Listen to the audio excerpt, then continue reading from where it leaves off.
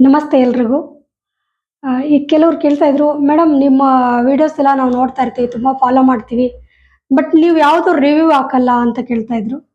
ಹೌದು, ನಾನು comment ಸೆಕ್ಷನ್ನ of ಮಾಡ್ಬಿಟ್ಟಿದ್ದೀನಿ.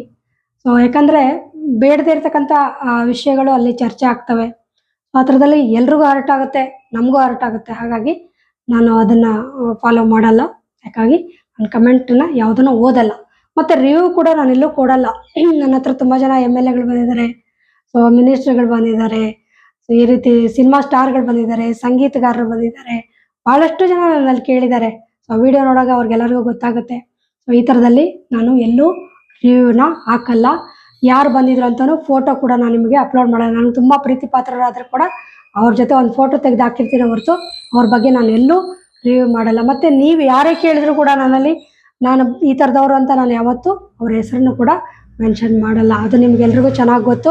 ನನ್ನ ಹತ್ರ ಕೇಳಿರೋರಿಗೆ ಗೊತ್ತು, ಫಲ ತೊಗೊಂಡಿರೋರಿಗೆ ಗೊತ್ತು. ನಾನು ಯಾವತ್ತೂ ಭಾಳಷ್ಟು ದೊಡ್ಡ ದೊಡ್ಡ ಪೂಜೆಗಳು ಮಾಡಿಸೋದಾಗಲಿ, ಹೋಮ ಹವನಗಳು ಮಾಡಿಸೋದಾಗಲಿ ಆ ಥರದಲ್ಲಿ ಮಾಡಲ್ಲ. ತೀರಾ ಅನಿವಾರ್ಯ ಆದರೆ ಮಾತ್ರ ನಾನು ಮಾಡಿಸೋದು ಅಂತ ಹೇಳ್ತೀನಿ.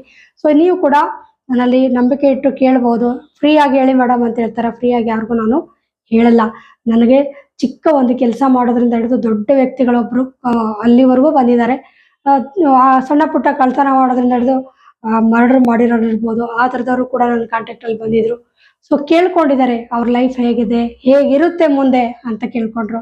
ಸೊ ಈ ರೀತಿಯಾಗಿ ಕೇಳಿರ್ತಾರೆ. ನಾನು ಎಲ್ಲೂ ಯಾರ ಹತ್ರನೂ ಚರ್ಚೆ ಮಾಡಲ್ಲ. ಇದಕ್ಕಿಂತ ರಿವ್ಯೂ ನಾನು ನಿಮಗೆಲ್ಲೂ ಕೊಡೋಕ್ಕಾಗಲ್ಲ ಅನ್ಕೋತೀನಿ.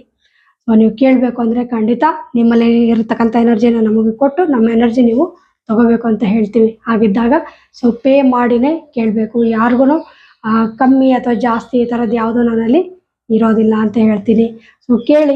ಭಾಳಷ್ಟು ಜನ ದೇಶ ವಿದೇಶಗಳಿಂದೆಲ್ಲ ಕೇಳ್ತಾರೆ ಅಂದಾಗ ಭಾಳಷ್ಟು ಖುಷಿ ಆಗುತ್ತೆ. ನೀವು ಒಂದ್ಸರಿ ಕೇಳಿ ನೋಡಿ. ಒಳ್ಳೆಯದಾಗಲಿ.